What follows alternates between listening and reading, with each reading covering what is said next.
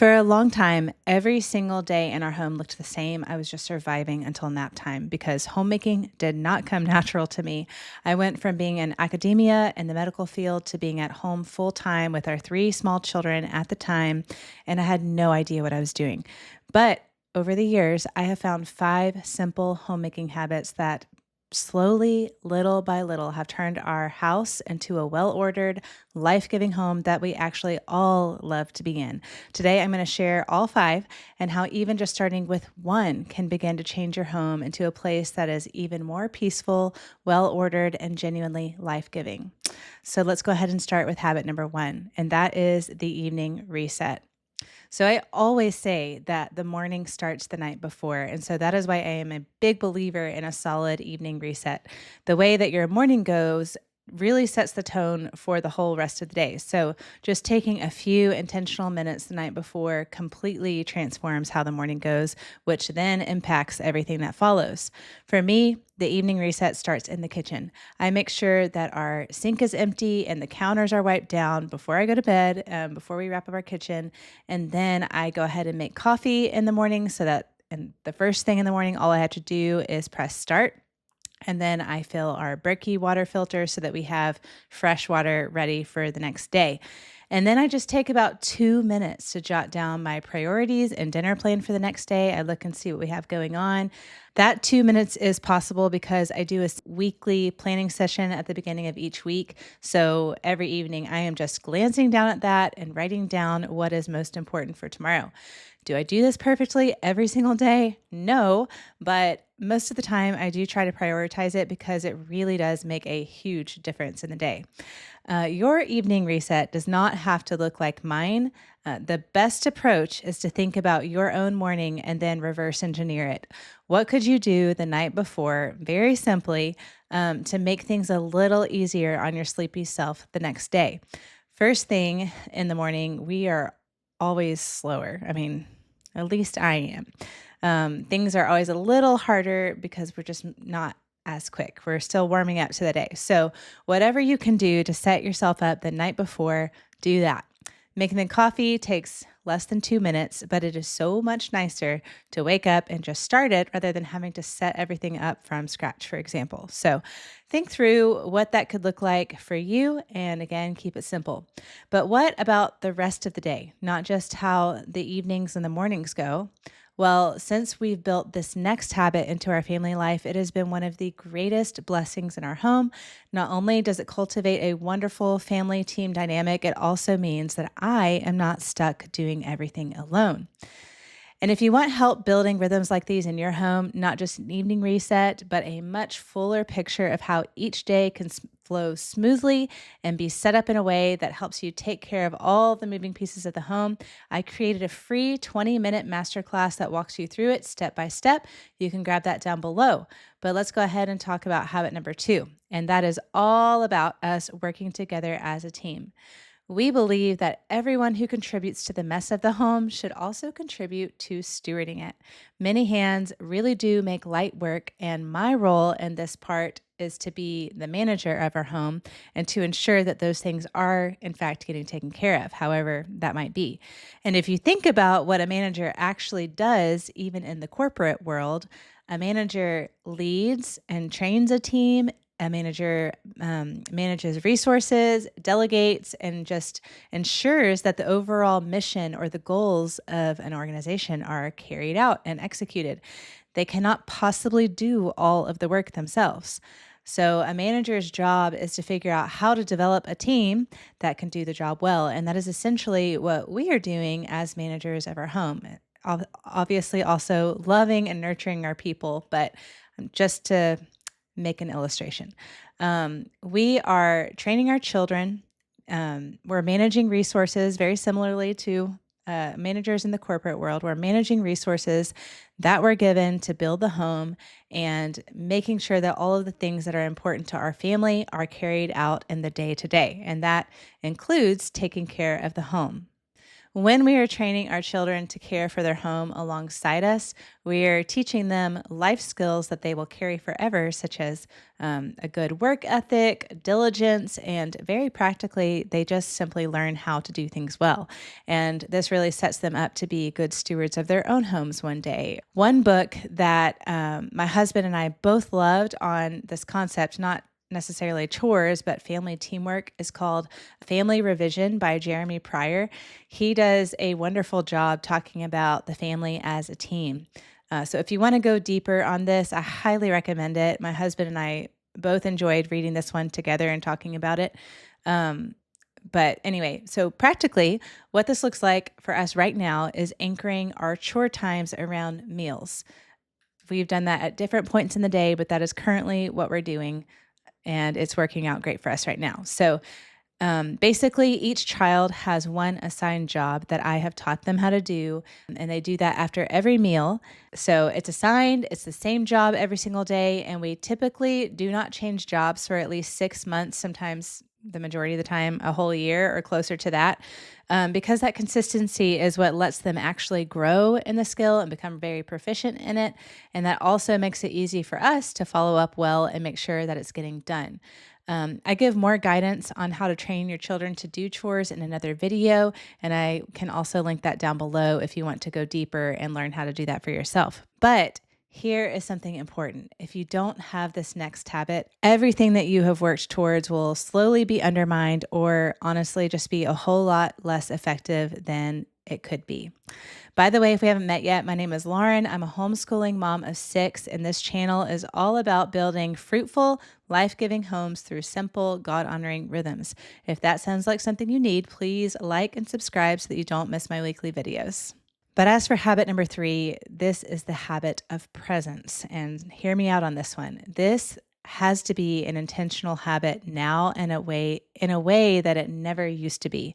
Back in the 90s, it was just a given. It was normal to live life where you were and not to be concerned about everything out there. But now we have screens constantly vying for our attention, and distraction leads to what I call time leaks in the day that really add up.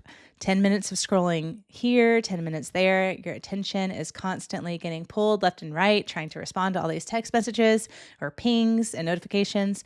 It makes you scattered and unfocused in your homemaking. And more than that, it chips away at the relational connection in our home. So when our children are constantly seeing us look down at a screen rather than looking at them in the eye and slowing down and listening to them, because they know when we're listening and when we're not actually listening, that really does affect the atmosphere and the relationship long term.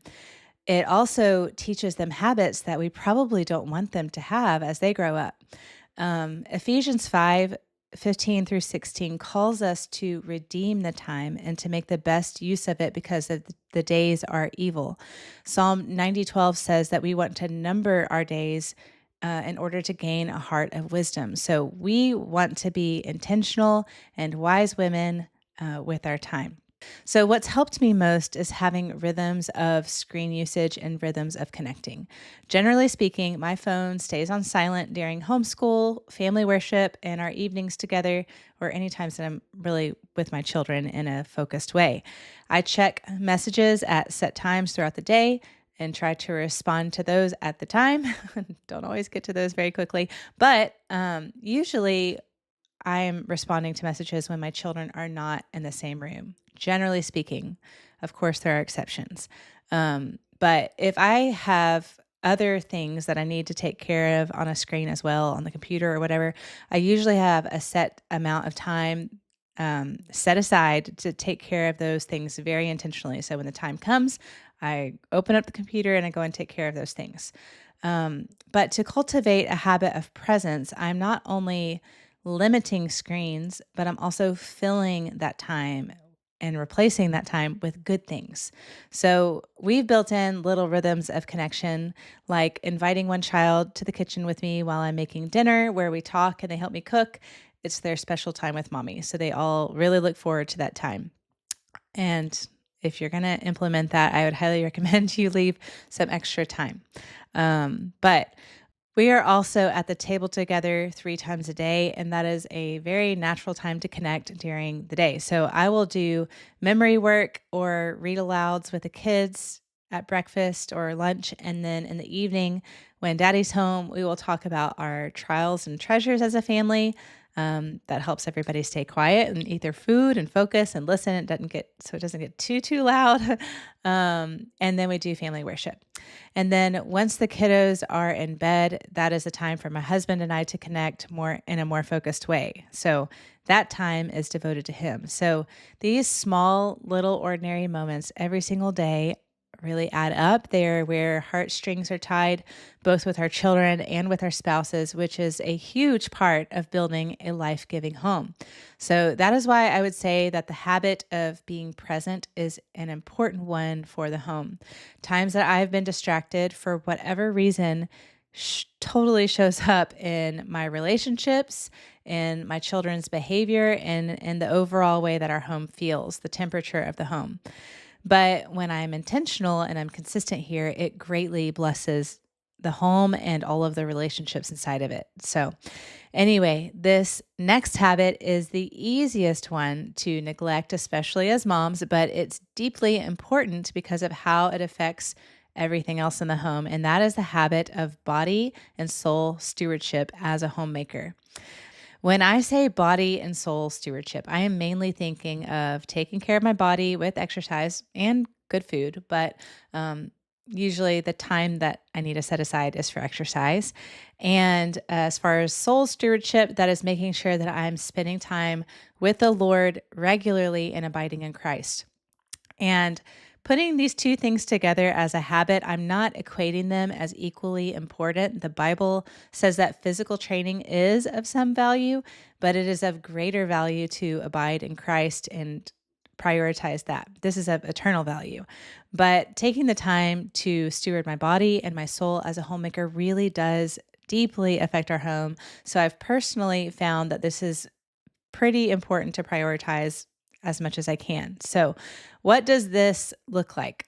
Abiding in Christ means that I'm making sure that I'm getting consistent time in the Word and in prayer, and this looks differently in different seasons. But ultimately, it is vital for many reasons. It affects my interactions, my demeanor, my ability to have wisdom and the patience to train my children well and respond to them well. John 15 tells us that apart from him, we can do nothing, but if we abide in him, we will bear much fruit. And I think that we all want our homes, we all want to be fruit bearers in our home. The other thing, the body stewardship is, again, exercise. Right now, I don't have the time nor the desire to pack everybody up and go to a gym. So I have really enjoyed using the Ladder app. This can look different for everyone. You can go on a walk or get other forms of exercise, but I have found that generally trying to stay active gives me more energy to be present. It really gets those endorphins going, so it helps the overall mood. It's good for you, and it helps with longevity, and it also helps instill healthy habits into our children. So this last one is not rocket science. Nothing that I talk about is, but it is probably the most revolutionary habit that has changed our home, practically speaking, and that is having a plan and sticking to it most of the time. As homemakers, we have so many things to manage. A manager cannot possibly manage things off the cuff. You have to plan to be able to execute the goals and the vision of your home well, because we are limited and finite creatures with limited memories. We are not God. We cannot possibly remember it all and execute everything perfectly off the cuff. So I've found that without a plan, that time just simply gets away from you. Personally, I do not use my time well without one. Years ago, this is kind of how I operated without much of a plan. We had some semblance of a routine day to day, but it wasn't super thoughtful or purposeful. And so I would often find myself reactive and aimless and struggling with decision fatigue. Things would often fall through the cracks. I would miss appointments. I felt overwhelmed and it was unnecessarily hard. Now I wake up knowing what to do. I'm not striving to check off a big list. I know what's important. I'm not saying that things aren't hard. There are definitely still hard days, but now I know what's important. I know what to focus on because I've intentionally made those decisions ahead of time so that I can wake up and calmly and peacefully move through those things. Ultimately, it's really helpful to think through what's most important to focus on rather than trying to keep every single plate spinning at the same time as if they're all equal, or at the same speed, trying to do all the things because they're not all equal. So it's important to think through these things, I've found. Proverbs 16:9 says that man plans his way, but the Lord establishes his steps. So, of course, things don't always go according to our plans. So, we do need to hold those plans loosely.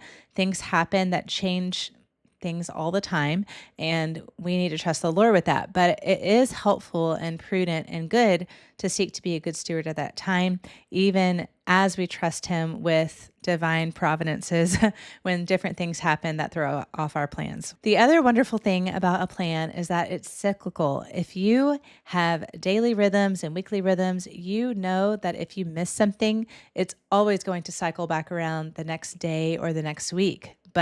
So this really does allow for flexibility when life happens, because it does. I know that if I miss something because we get sick or if we have an unexpected guest coming into town, I can just take care of things on another day when it comes back around. And this is a great relief to me. I don't have to stress out about trying to catch up all the time. Personally, what I do is I have daily rhythms. These are things that I do every single day. I don't like rigid schedules. I time block things and I put things that need to happen at different points in the day based on my priorities and whatever makes the most sense. I'll just put them in different blocks and then I will basically move through those every day. And then there's a block of time in the day that I've set aside to take care of weekly things. And in that block of time, I'm not doing the same exact thing every single day. I'm doing something different depending on the focus for that day. And I call those theme days. And honestly, I didn't make that up. It's a long, women have done this for generations. That's what it is. So anyway, I do talk about that in another video that I will link down below. The beauty of building it this way, based on your own priorities, is that you're building it for your own home and your own season for your family, and there is a way to do it where it's restful. The days are still very gloriously full, but you can move through it and you can take care of the home in a peaceful and intentional way, and you know that the important things are getting taken care of. Again, I actually walk you through this step by step in that free 20-minute masterclass that I talked to you about earlier. You can grab that down below. Thank you so much for being here today, and I will see you in the next one.